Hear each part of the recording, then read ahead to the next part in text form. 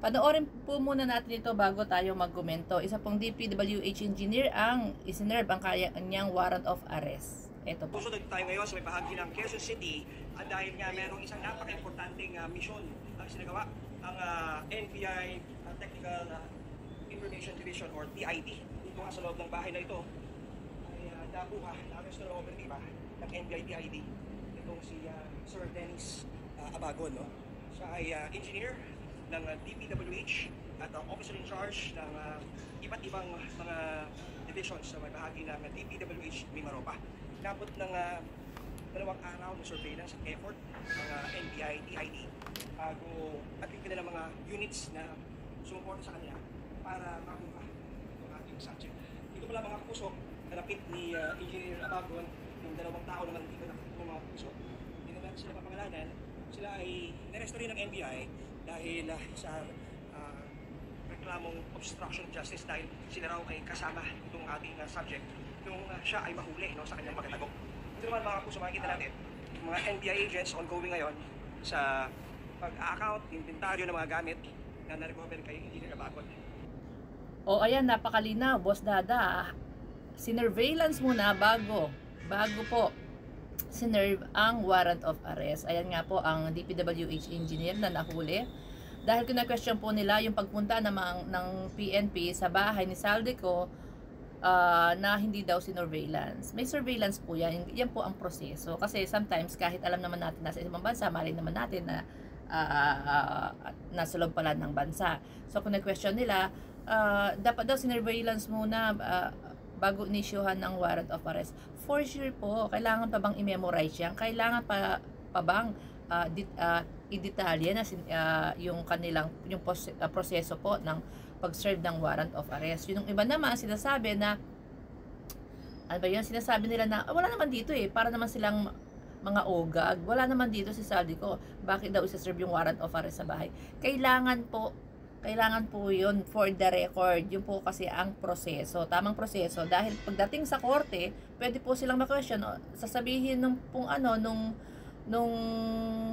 akusado, hindi ka naman nag-serve ng warrant of arrest. Sa akin, wala akong na-receive. Ano po sasabihin ng kapulisan? Wala ka naman kasi sa bansa.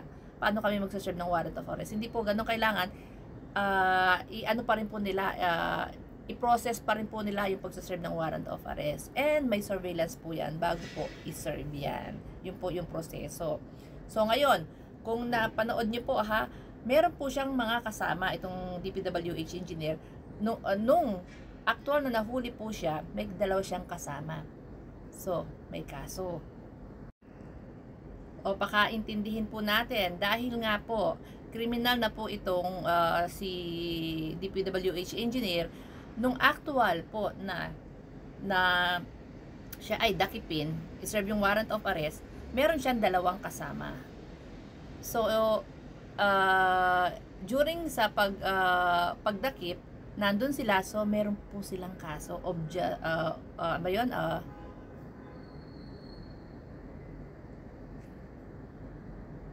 Kalimutan ko. Obstruction of justice, yun. Naalala ko.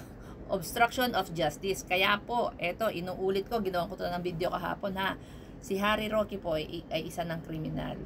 Okay, kriminal na po yan. May warrant of arrest na dyan. Ipapakancel na po yung kanyang passport.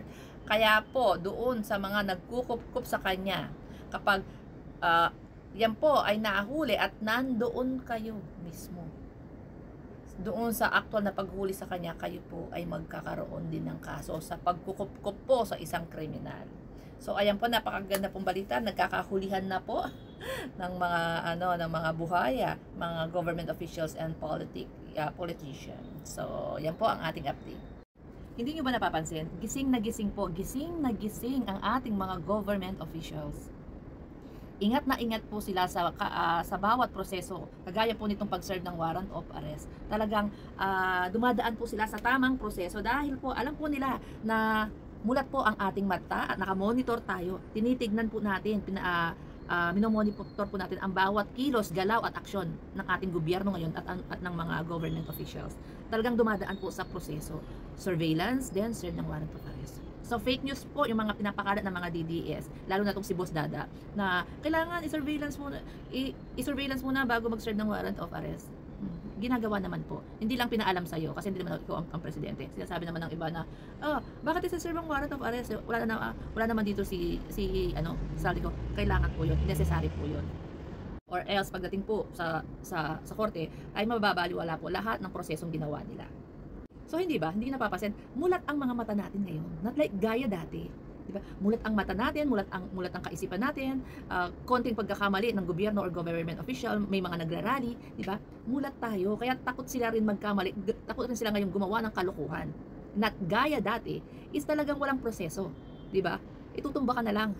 Walang proseso, cut the process. Yun po ang dating ginagawa ng nakaraang administrasyon. 'Di ba? Ano ang sabi ni Sara yung about doon sa pagbubulgar ni PBBM diyan sa corruption? Kung talagang seryoso ka, isang araw 'yan tapos 'yan. O 'di ba? Paano mo matatapos ng isang araw? Oo, kunin mo ang pera, sabi ng PBBM, pakulong mo, kunin mo ang pera, pero pagdating sa korte talo ka. Kasi may mga nilabag kang batas na hindi dumaan sa proseso. Wala kang investigasyon. Walang malinaw pang investigasyon. At least ito, although nagtagal kasi nangangalap ng mga ebidensya, dumaan sa tamang proseso. At nakapangalap pa ng mga matitinding investigasyon, di ba? Sabi niya, one day yan, sabi ni Sara, one day yan, tapos yan.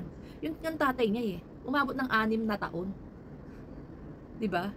May natapos ba about corruption? Sabi nga ni Kato niya wala siyang natatandaan. Kahit nga po ako, wala akong natatandaan. Meron silang itinumba, isang mayor. Ang balita natin is kalaban sa business. Hindi ko po alam kung anong business. Yung baka ganon, di ba? Kalaban daw sa business. Kasi wala naman ibang business si Digong, kundi ganon.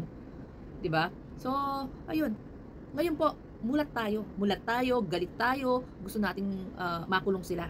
Pero hindi po kami humihingi ng resign. Kahit si PBBM, kahit si Inday Lustay, hindi kami humihingi ng mag-resign siya. Ang gusto namin mapanagot siya. Ayaw namin siya mag-resign. Kung magkakaroon man ng impeachment sa kanya, yun ang kanyang pananagutan. Kung siya man ay masampahan ng kaso, panagutan niya yun. Wala po kami pinapanawagan na Sara resign, PBBM resign. Kasi mas gugulo ang bansa. Bunang leader. O sino magpapatuloy nito mga inumpisahan ni PBBM. Diba? Kapag pati si PBBM, pinagsisigawan natin PBBM resign. Ang gusto nilang ipalit, kukuha na lang daw dun sa mga meron po ngayon nagrarally, mag-ingat po kayo. Ganyan ang mga galawang NPA po yan. Sino maglilid ng bansa, di ba? Iisipin mo, pabababain mo si PBBM tsaka si Inday Lustay. Pero gaya nga po na sinabi ko, hindi po solusyon ang pagre-resign. Ang gusto namin is mapanagot sila. Mapanagot sila dun sa korupsyon na ginawa nila. Yun po ang tama. So kung mapanagot man si Sara, makukulong siya. Vice Presidente na nakulong. 'Di ba? Ganun 'yun. Yun po yung tama. Yun yung sa aking pananaw. Yun aking opinion. Hindi solusyon ang pagre-resign, pero kailangan may managot.